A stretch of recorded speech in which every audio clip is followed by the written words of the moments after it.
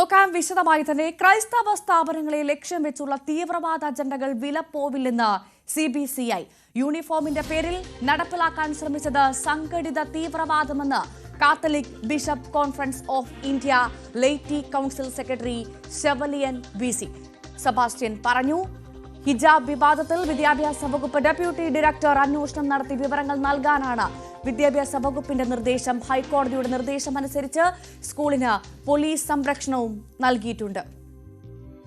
വളരെ പ്രധാനപ്പെട്ട ഒരു വിവരമാണിപ്പോൾ പുറത്തുവരുന്നത്. ക്രൈസ്തവ സ്ഥാപനങ്ങളെ ലക്ഷ്യം വെച്ചുകൊണ്ടുള്ള തീവ്രവാദ അജണ്ടകൾ വിലപ്പോവില്ലെന്ന് പ്രതികരിച്ചിരിക്കുകയാണ് CBCI. യൂണിഫോമിന്റെ പേരിൽ നടപ്പിലാക്കാൻ ശ്രമിച്ചത് സംഘടിത തീവ്രവാദമെന്നാണ് ഇപ്പോൾ Catholic bishop conference of India laity council secretary chevalier BC Sebastian പ്രതികരിച്ചത്. ഇന്നലെയാണ് ന്യൂസ് 18 വാർത്ത പുറത്തുവിട്ടത്. കൊച്ചിയിലെ സ്കൂളിൽ ഹിജാബുമായി ബന്ധപ്പെട്ട് വലിയ വിവാദം സംഭവിച്ചു. 2 ദിവസം സ്കൂൾ ഈ വിവാദവുമായി ബന്ധപ്പെട്ട് അടച്ചിട്ടിരുന്നു. ഇന്നലെ കോടതി ഇടപെട്ട് ഇന്ന് വീണ്ടും സ്കൂൾ തുറക്കാൻ പോകുന്ന സാഹചര്യത്തിലാണ് ഇപ്പോഴിതാ വലിയ പ്രതികരണവുമായി CBCI രംഗത്ത് വന്നിരിക്കുന്നത്. കൊച്ചി പള്ളുരുത്തി സെന്റ് റീത്ത സ്കൂളിലാണ് ഈ സംഭവത്തിൽ ഹിജാബ് വിവാദം വന്നിരിക്കുന്നത്. ഹിജാബ് ധരിച്ചെത്തിയ കുട്ടിയെ സ്കൂൾ മാനേജ്മെന്റ് വിലക്കിയെന്നുള്ള പരാതിയായിരുന്നു ആദ്യം വന്നതുമായി ബന്ധപ്പെട്ട് ഇപ്പോഴിതാ വലിയ പ്രതികരണവുമായി CBCI രംഗത്ത് വന്ന സാഹചര്യം. ആജ്ഞ രവീന്ദ്രൻ വിവരങ്ങളുമായി ചേരുന്നു. ആജ്ഞ, തീവ്രവാദ അജണ്ടയാണ് ഇതിന് പിന്നിൽ എന്നാണിപ്പോൾ. അതുമാത്രമല്ല, ക്രൈസ്തവ സ്ഥാപനങ്ങളെ ലക്ഷ്യം വെച്ചുള്ള തീവ്രവാദ അജണ്ട ആണ് നടക്കുന്നതെന്നാണ് CBCI പ്രതികരിച്ചിരിക്കുന്നത്. വിവരങ്ങൾ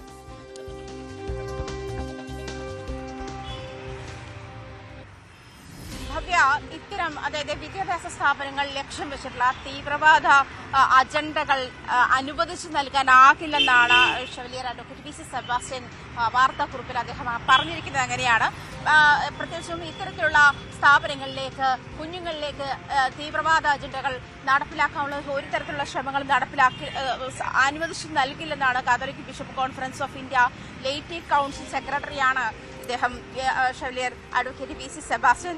യൂണിഫോമിന്റെ പേരിൽ സംഘടിത തീവ്രവാദത്തിലൂടെ സ്കൂളിലേക്ക് അതിക്രമിച്ച് കയറാൻ ശ്രമിച്ച സാഹചര്യത്തെയാണ് അദ്ദേഹം അത്തരത്തിൽ വിലയിരുത്തിയത്.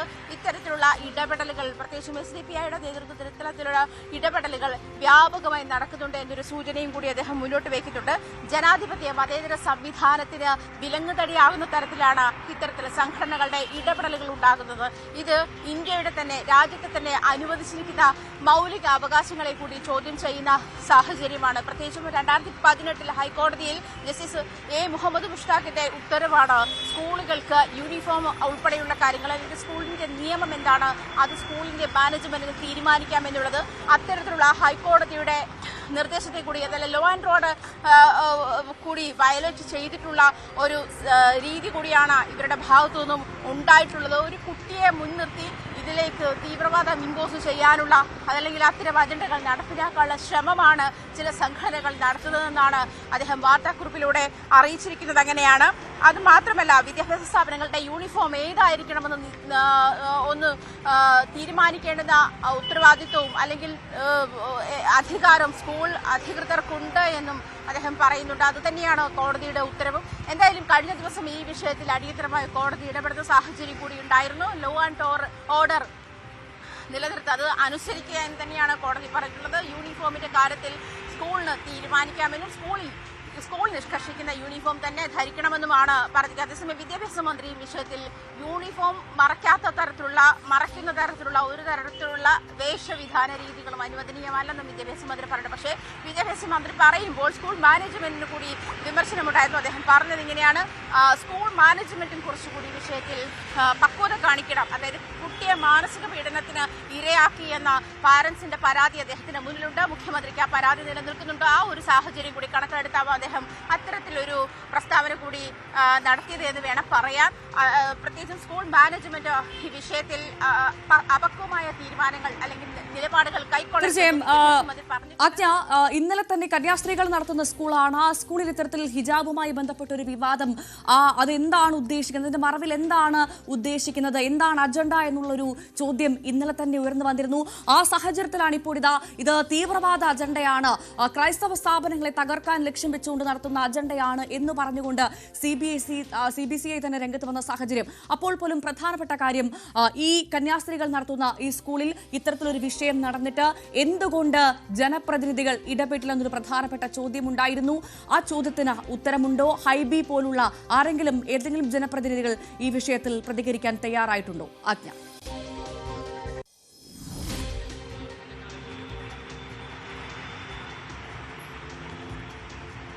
ഭവ്യ, നമ്മൾ ജനപ്രതിനിധികളുമായി കോൺടാക്ട് ചെയ്തിരുന്നു.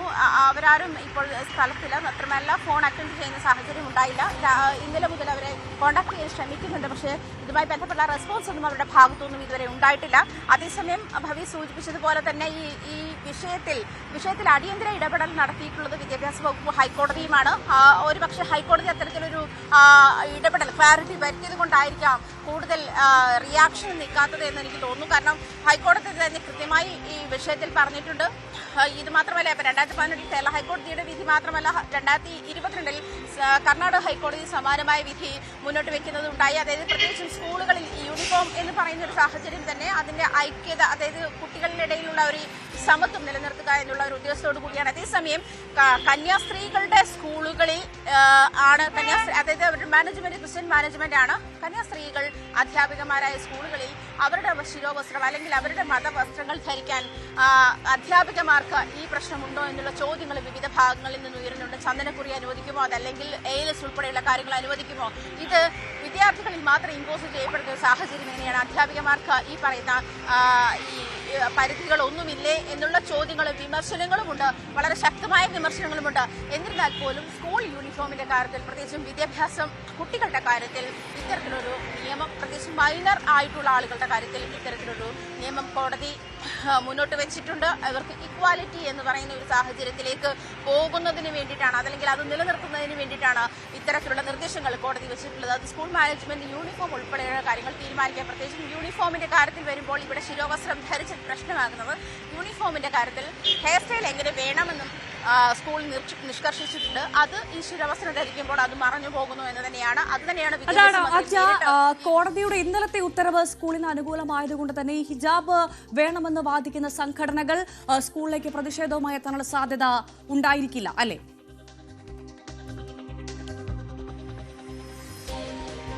തീർച്ചയായിട്ടും ഉണ്ടായിരിക്കില്ല. കാരണം കോടതി അതിൽ നേരിട്ട് ഇടപെട്ടുകൊണ്ട് പക്ഷേ കോടതി അലക്ഷ്യം എന്നുള്ളൊരു സാഹചര്യത്തിലേക്ക് മാറാം. അത് പിന്നീട് നിയമ നടപടികൾ നേരിടേണ്ടി വരുന്ന സാഹചര്യങ്ങൾ സംഘടനകൾക്ക് ഉണ്ടായേക്കാം.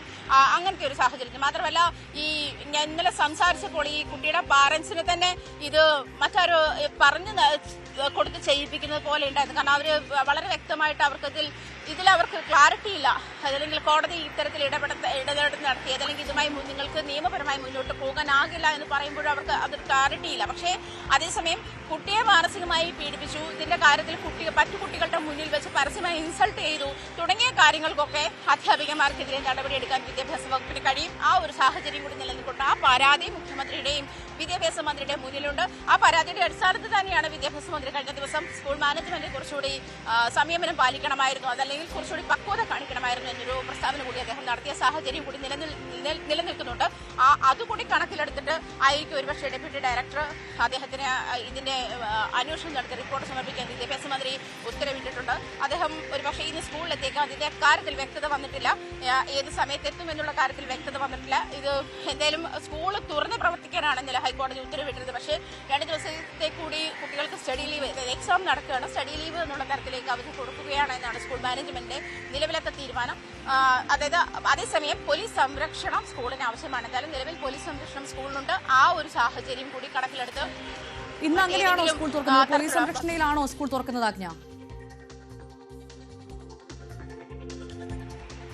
തീർച്ചയായിട്ടും ഭവ്യ അങ്ങനെ തന്നെയാണ് അറിയുന്നത്. സ്കൂൾ പോലീസ് സംരക്ഷണയിൽ സംരക്ഷണം ഉറപ്പുവരുത്തണമെന്ന് കോടതി പറഞ്ഞിരുന്ന ഒരു സാഹചര്യത്തിൽ സ്കൂൾ തുറക്കുന്നത് ദിവസം മുതൽ ഒരു 2 ദിവസത്തേക്കെങ്കിലും നിർബന്ധിതമായും പോലീസ് സംരക്ഷണയിൽ തന്നെ ആയിരിക്കും സ്കൂളിന്റെ പ്രവർത്തനങ്ങൾ മുന്നോട്ട് പോവുക.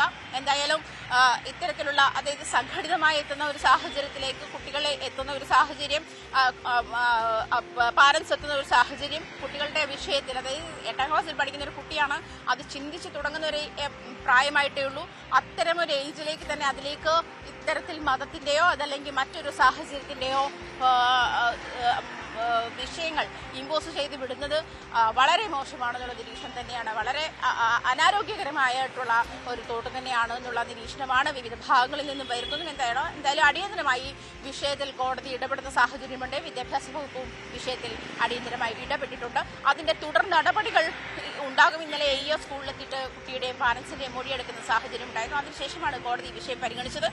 ഇന്ന് ഇടപെട്ട് ഡയറക്ടർ സ്കൂളിലെത്തി സ്കൂൾ അധികൃതരെയും കുട്ടിയുടെ പാരന്റ്സിനെയും കാണുമെന്നാണ് മനസ്സിലാക്കുന്നത്. ഭവ്യ, തീർച്ചയായും എന്തായാലും കന്യാസ്ത്രീകൾ നടത്തുന്ന സ്കൂളിൽ ഇങ്ങനെ ഒരു വിഷയം ഉണ്ടായിട്ടും ജനപ്രതിനിധികൾ ഇതുവരെ പ്രതികരിച്ചില്ല എന്നതേറെ ശ്രദ്ധേയമായ കാര്യമാണ്. നമുക്കറിയാം, ഛത്തീസ്ഗഡിൽ ഒരു വലിയ വിഷയം നടന്നപ്പോൾ അവിടേക്ക് ഓടിയെത്തി ഇടത് വലത് സംഘടനകളൊന്നും ഈ വിഷയം കണ്ടില്ലേ എന്നുള്ള ചോദ്യം നാനാ കോണിൽ നിന്നും ഉയരുന്നുണ്ട്. എന്തായാലും ക്രൈസ്തവ സ്ഥാപനങ്ങളെ ലക്ഷ്യം വെച്ചുകൊണ്ടുള്ള തീവ്രവാദ അജണ്ടകൾ വിലപ്പോവില്ല എന്നുള്ള പ്രതികരണമാണ് ഇപ്പോൾ ഈ നിമിഷം CBCയുടെ ഭാഗത്തുനിന്ന് ഉണ്ടാകുന്നത്. ആജ്ഞ രവീന്ദ്രനാണ് വാർത്തയുടെ കൂടുതൽ വിശദാംശങ്ങൾ പങ്കുവച്ചത്.